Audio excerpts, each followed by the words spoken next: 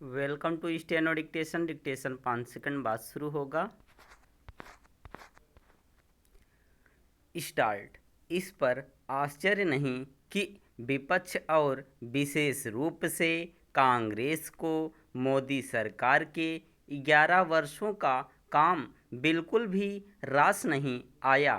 कांग्रेस नेताओं ने मोदी सरकार की तीसरी पारी के पहले साल के कार्यकाल के कामकाज को भी खारिज करने का ही काम किया। कांग्रेस अध्यक्ष मल्लिकार्जुन खड़गे ने सरकार को निशाने पर लेते हुए कहा कि भाजपा और आरएसएस ने हर संस्था को कमज़ोर करने के साथ उनकी स्वतंत्रता पर हमला किया है।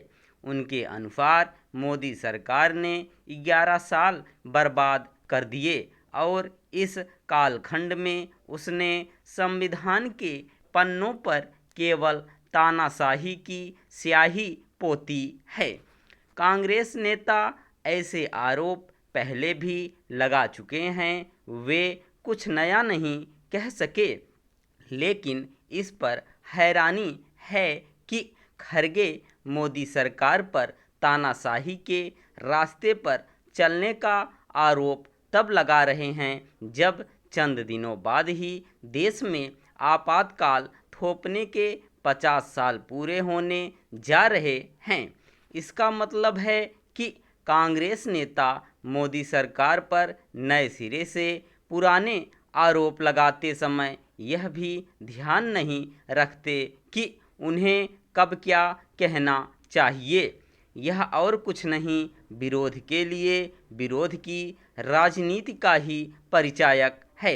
शायद इसी कारण दिल्ली में युवा कांग्रेस अध्यक्ष ने मोदी सरकार को हर मोर्चे पर नाकाम बताते हुए अपने कार्यकर्ताओं के साथ प्रदर्शन किया और इस दौरान प्रधानमंत्री का पुतला भी फूंका। लोकतंत्र में यह सब चलता रहता है, लेकिन प्रश्न यह है कि क्या विपक्ष को सरकार की आलोचना इसी तरह करनी चाहिए? यदि किसी को इस आलोचना में सकारात्मकता अथवा रचनात्मकता दिखती है तो फिर नकारात्मकता किसे कहते हैं?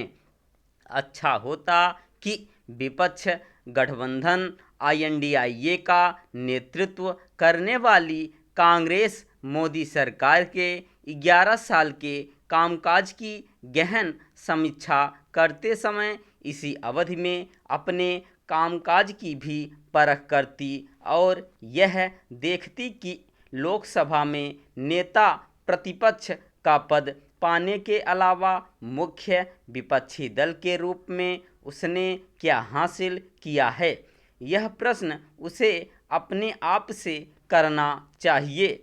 ऐसा शायद ही हो, लेकिन एक अच्छे लोकतंत्र में सत्ता पक्ष और विपक्ष के बीच इतने कटु संबंध नहीं होने चाहिए कि वे राजनीतिक दुश्मन जैसे दिखें।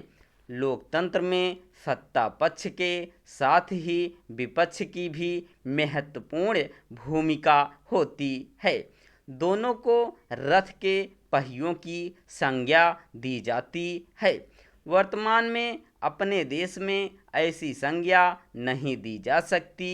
विपक्ष बिना विचारे सरकार के हर फैसले का विरोध ही करने को उतावला रहता है। यह ठीक नहीं। इसका नुकसान दल विशेष को नहीं, देश को हो रहा है। उचित होगा कि सत्ता पक्ष और विपक्ष के नेता आपसी संपर्क और संवाद के जरिए अपने रिश्तों को ठीक करने की दिशा में आगे बढ़ें। यह ध्यान रहे कि ताली दोनों हाथ से बजती है। स्टॉप।